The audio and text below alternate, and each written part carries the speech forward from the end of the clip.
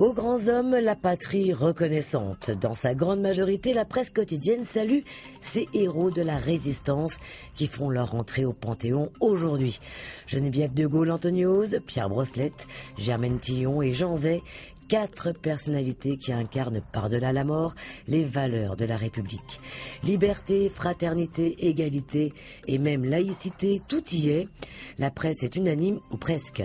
Toutes les sociétés ont besoin de symboles, alors va donc pour la panthéonisation, s'amuse l'éditorialiste de Libération, qui reconnaît dans la qualité de ces nouveaux impétrants un geste politique fort. Mais est-ce que le Panthéon n'est pas une institution dépassée ? Et est-ce que cela va suffire à faire vibrer toute une nation, et notamment ses plus jeunes générations ? Peu importe, c'est pour le Figaro l'occasion pour François Hollande de redonner du sens à l'histoire, à l'engagement, au courage et même au sacrifice, s'emballe le journal. L'occasion peut-être aussi de faire une toute petite place aux femmes, aux grandes femmes de cette patrie. Peut-on lire entre les lignes de la Croix ? Sur 71 personnalités, elles ne seront donc que 4. Avec Marie Curie pour son mérite et Sophie Berthelot, qui elle n'y avait été admise que pour rester aux côtés de son mari et incarner la vertu conjugale.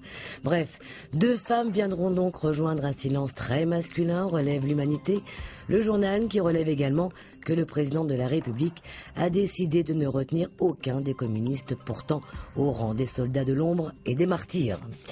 Tout autre chose, la cote de la France remonte auprès des investisseurs étrangers. Les projets d'investissement auraient augmenté de 18%. Pourquoi ? Parce que la France est compétente, innovante, compétitive et rassurante. Waouh ! En voilà une bonne nouvelle. Sauf que ces investisseurs étrangers créent moins d'emplois. Le nombre de créations de postes a chuté de 11%. Allez comprendre. Enfin, un petit tour du côté de Roland-Garros pour finir, où le nonuple vainqueur Raphaël Nadal est bel et bien chez lui, chez nous. Et il a éliminé le Français Quentin Halys d'un revers de main. Le jeu de mots était trop facile, je vous le concède. Belle journée et bonne lecture.